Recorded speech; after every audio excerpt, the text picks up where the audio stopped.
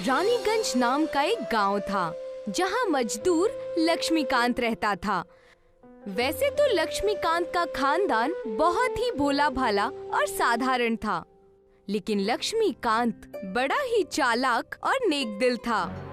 लक्ष्मीकांत एक ठेकेदार के पास मजदूरी किया करता था। क्यों जी, आप आज किस तरफ जा रहे हैं? अपने साथ साइकिल में बिठाकर मुझे भी उस तरफ ले चलिए ना।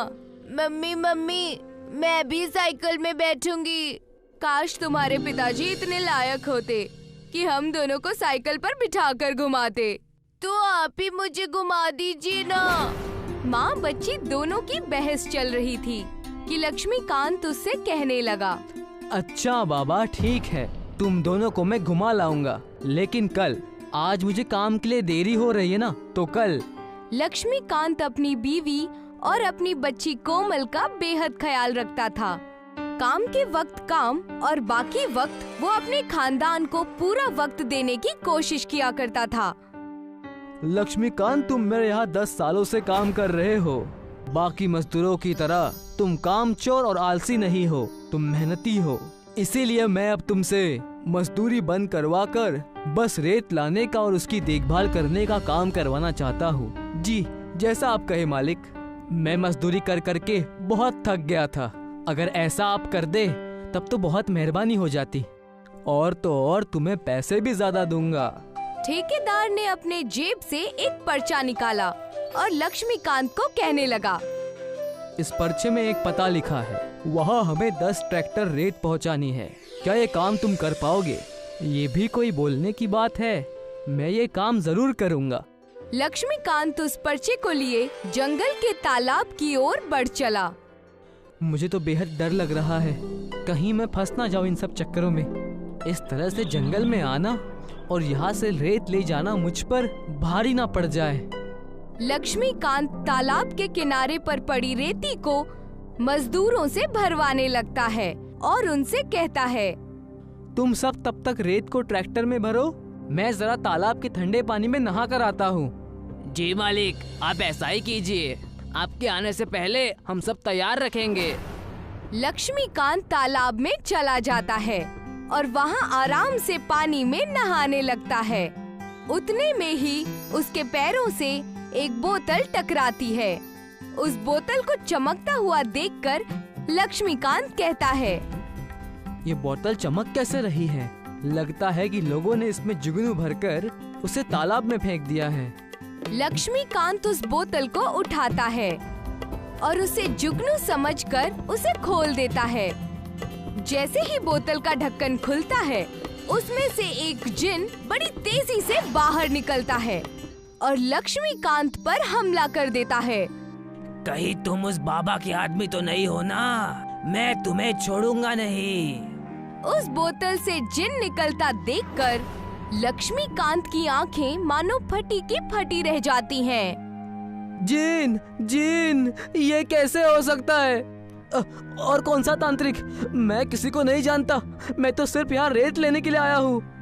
लक्ष्मीकांत के इतना कहते ही वो जिन उसे छोड़ देता है और उससे कहता है, माफ करना भाईजान, मुझे गलतफहमी हो गई थी, लेकिन तुमने मुझे आजाद किया है। मांगो, जो मांगना है मांगो। तुम इस हालत में आए कैसे? आखिर माजरा क्या है? तब बहुत सारी बातें लक्ष्मीकांत को विस्तार से बताते हुए वो कहता है, ये बात कई साल पहले की है, एक मायावी खौफनाक जादू करने वाले उस्ताद की। तुम्हें अगर ताकतवर बनना है, तुम्हारी ताकतों को और ज्यादा बढ़ाना है, तो तुम इस घेरे में आकर खड़े हो जाओ और देखना बहुत ताकतवर हो जाओगे। क्या सच? मुझे अपनी ताकत का सही इस्तेमाल करके जिन की दुनिया का सबसे बड़ा जिन बनना है।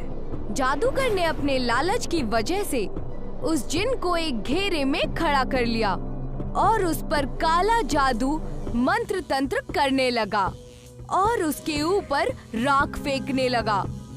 ओम ह्रीम क्रीम चामुंडाय, बागड़ बोल। अपनी आंखें बंद रखना, ये काम पूरा होते ही तुम सबसे ज्यादा ताकतवर हो जाओगे। मंत्र पढ़ते ही जादूगर ने उसे धोखे से अपनी बोतल में कैद कर लिया। उस बोतल में वो जिन बेहद छोटा दिख रहा था और जिन उस बोतल में कैद हो गया। मुझे बाहर निकालो, मुझे बाहर निकालो, मैं अंदर कैसे आ गया? ये तो धोखा है, मेहरबानी करके बाहर निकालो। लेकिन तुम इस तालाब में आए कैसे?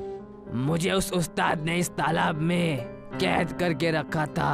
काले जादू की जरूरतें लाने वो पहाड़ियों पर गया था और तुमने मुझे आज रिहा किया। इसीलिए मैं तुम्हें एक भेंट देना चाहता हूँ। कैसी भेंट?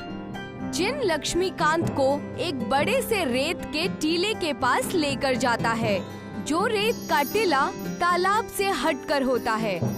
लक्ष्मीकांत वहाँ जाकर देखता है कि पूरी रेत चमक रही है। रेत के अंदर हीरे ही हीरे हैं। हीरे की रेत? ये चमकते हुए हीरे असली हैं? बिल्कुल असली है और सब हीरो की रेत तुम्हारी है। क्या सच? अगर ऐसा है तो मैं तुम्हारा एहसान जिंदगी भर नहीं भूलूंगा। लक्ष्मीकांत उन हीरों की रेत की मदद से रातों रात बेहद बड़ा आदमी बन जाता है। पूरे शहर और जिले में सबसे रईस आदमी बन जाता है। वो हीरों की रेत से अपना बड़ा सा घर बनाता है और कई सारी जमीनें भी खरीद लेता है। देखा बेगम, मेहनत और अच्छे काम ने आज इतना अच्छा बना दिया। जिन भाई की मदद से हमारे पास आज सब कुछ है, हर एक चीज जो हमें चाहिए थी। वैसे आखिरी बार आप उनसे कब मिले थे? उस अच्छे जिन से आज मैं मिलने जा रहा हूँ। अब वो पूरी तरह आजाद है। एक तरफ जिन और लक्ष्मीकांत आजाद घूम रहे थे, दूसरी ओर उस जादूगर को हीरे की रेत और लक्ष्मीकांत के बारे में पता चल गया और उसे ये भी पता चल गया कि उसका कैद किया हुआ जिन अब आजाद हो चुका है। इन दोनों का मुझे कुछ करना होगा। ये मुझसे चालाकी कैसे कर सकते हैं? वो जादूगर उस जिन को ढूंढने लगता है और देखता है कि एक बगीचे में वो जिन और लक्ष्मीकांत बातें कर रहे थे। ये सब कुछ तुम्हारी वजह से ही हो रहा है। अगर तुम ना होते तो मैं आज भी मजदूरी ही कर रहा होता। शुक्रिया, तुम्हारा लाख लाख शुक्रिया। ये भी कोई कहने की बात है? तुमने मुझे उस उस्ताद के चंगुल से आजाद किया, इसीलिए मैंने तुम्हें एक तोहफा दिया। उन दोनों को बातें करता देख जादूगर जिन और लक्ष्मीकांत के सामने जाकर कहता है, बेहद एक दूसरे का साथ निभाया जा रहा है। मुझे भूल गए। उस जादूगर को वहाँ देखकर लक्ष्मीकांत बेहद डर जाता है। तब वो जिन कहता है, डरो मत लक्ष्मीकांत, ये हमारा अब कुछ नहीं बिगाड़ सकता। लगता है तुम मेरे ताकत को भूल गए हो। याद दिलाऊं क्या? तुमने मुझे धोखा देकर कैद किया था, अब तुम मेरा कुछ नहीं बिगाड़ सकते। जिन की बात सुनते ही उस जादूगर ने अपने कमंडल में से राख निकाली और उस जिन के ऊपर फेंक दिया, जिससे बचते हुए वो जिन वहाँ से कूद गया। लक्ष्मीकांत ये सब दूर खड़ा हुआ देख रहा था। अब मेरी बारी।